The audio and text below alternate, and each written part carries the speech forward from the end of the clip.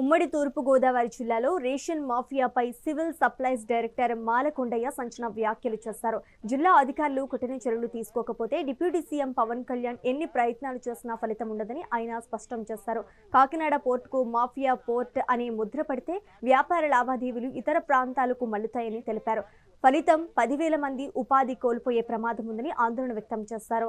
బియ్యం అక్రమ రవాణాను అడ్డుకునేందుకు ఇప్పటికే ప్రత్యేక చెక్ పోస్టులు ఏర్పాటు చేశామంటున్న మాలకొండయ్యతో మా ప్రతినిధి Uday face to face. Pawan Kalyan Pithapuram ఎమ్మెల్యేగా గెలుపొందిన తర్వాత డిప్యూటీ సీఎం బాధ్యతలు స్వీకరించిన తర్వాత ఇక్కడ కాకినాడలో జరిగే రేషన్ బియ్యం మాఫియాపై ఉక్కుపాదం మోపుతానని ఆయన ఆనాడే ప్రకటించడం జరిగింది. ఇప్పుడు తాజాగా నిన్న జరిగిన కలెక్టర్ ఎస్పీ సమావేశంలో దీనిపై వారికి ఉత్తర్వులు జారీ చేశారు. కొన్ని అంశాలపై దిశానిర్దేశం చేశారు.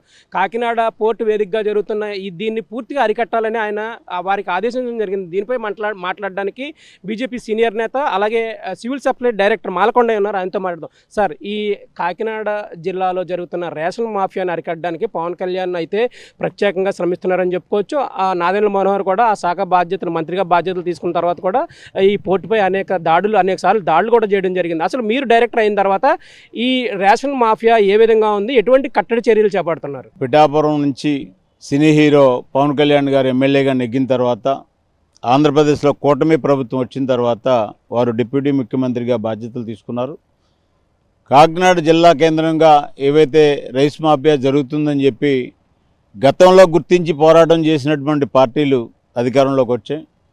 ఆ విధంగానే అరికట్టడం కోసం పవన్ కళ్యాణ్ గారు తీవ్రంగా తపన పడుతున్నారు.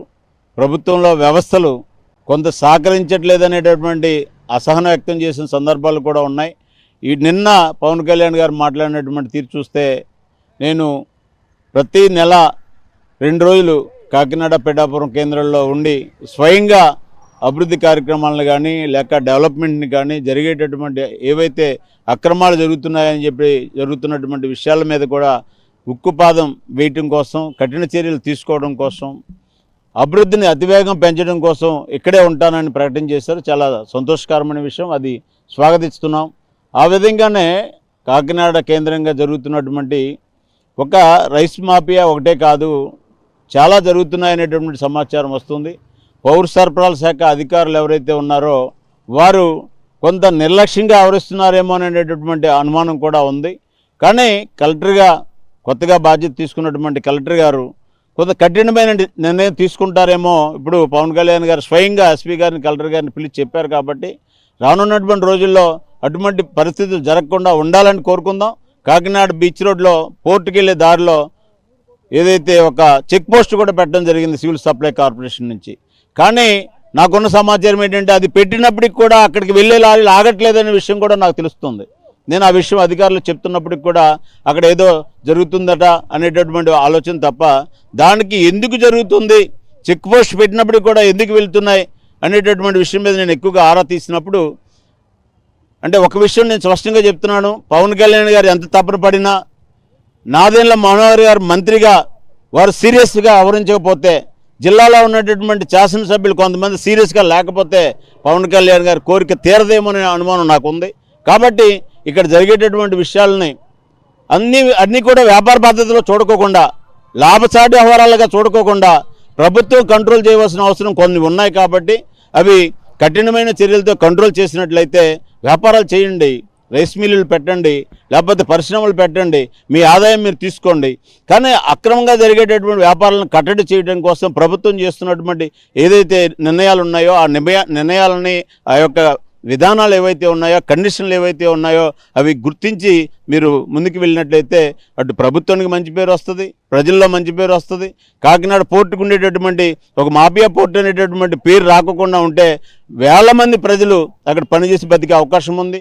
ఈ పేరు రావడం వల్ల ఇక్కడ ఉండేటటువంటి లావాదేవీలన్నీ అటు మచిలీపట్నం కానీ ఇటు విశాఖపట్నం కానీ వెళ్ళిపోవడం వల్ల 10,000 మంది కార్మికులు రోడ్డు మీద పడే పరిస్థితి ఉంది.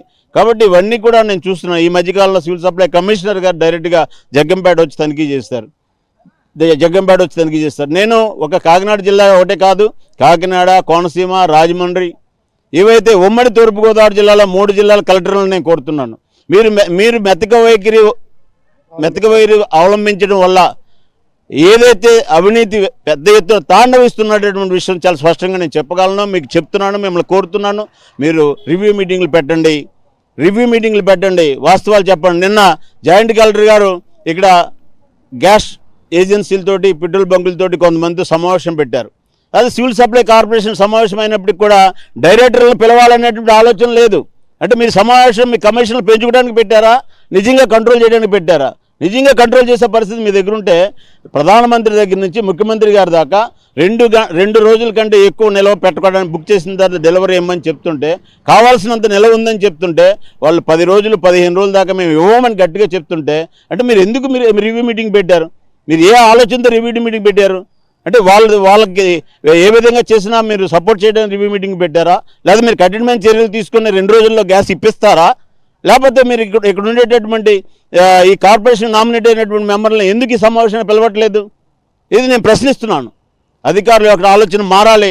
ప్రభుత్వం తపన పడినా, ముఖ్యమంత్రి గారు తపన పడినా, డిప్యూటీ ముఖ్యమంత్రి గారు తపన పడినా, అధికారుల ఆలోచన ప్రజల సంక్షేమం వైపు, అభివృద్ధి వైపు లేని రోజులు మీ యొక్క నిర్లక్ష్యం కారణంగా పెద్ద ఎత్తున అవినీతి చేసేటటువంటి వ్యక్తులు రెచ్చిపోయే పరిస్థితి ఉంది. ఆ ప్రమాదాన్ని అరికట్టాలని చెప్పి కోరుతున్నాను. ఉమ్మడి తూర్పుగోదావరి జిల్లా కలెక్టర్లంతా ఈ రేషన్ మాఫియాపై ఉక్కుపాదం మోపి అలాగే వారిపై కఠిన చర్యలు తీసుకోకపోతే ఎవరంత పోరాటం చేసినా ఈ మాఫియాని అరికెట్టలేమని మాలకొండయ్య చెప్తున్నారు. మరోవైపు జిల్లా జాయింట్ కలెక్టర్ అయితే సివిల్ సప్లైస్ అలాగే ఈ గ్యాస్ ఏజెన్సీలతో సమావేశం ఏర్పాటు చేసి పారదర్శకంగా జరగాల్సిన మీటింగ్ని తమ చైర్మన్ సివిల్ సప్లైస్ చైర్మన్ కానీ డైరెక్టర్ కానీ పిలవకపోవడం హాస్యాస్పదం అని చెప్తున్నారు. అలాగే అవసరం లేని వారు గ్యాస్ బుక్ చేసుకుని కృత్రిమ కొరత అయితే సృష్టించొద్దు. గ్యాస్ కానీ పెట్రోల్ కానీ ఉమ్మడి తూర్పుగోదావరి జిల్లాలో కానీ రాష్ట్రంలో కానీ ఎటువంటి కొరత లేదు. ప్రజలందరూ ఈ పుకార్లను అయితే నమ్మొద్దు. ఈ ప్రభుత్వం అయితే తమ ప్రధానమంత్రి మోడీ తీసుకుంటున్న నిర్ణయాల వల్ల ఎవరికి ఏ ఇబ్బందులు లేకుండా అన్ని ఏర్పాట్లు చేశారు. గ్యాస్ కోసం కానీ అలాగే పెట్రోల్ కోసం కానీ ఎటువంటి అపోహలను నమ్మొద్దని చెప్తున్నారు. అలాగే ఈ రేషన్ మాఫియాపై ఈ ప్రభుత్వ అధికారులు ఉక్కిపాదం మోపకపోతే దీన్ని అరికట్టలేమని కూడా మాలకొండే చెప్తున్నారు. మెగా న్యూస్ కోసం వీడియో జర్నలిస్ట్ దొరబాబుతో ఉదయ్ కాకినాడ నుంచి.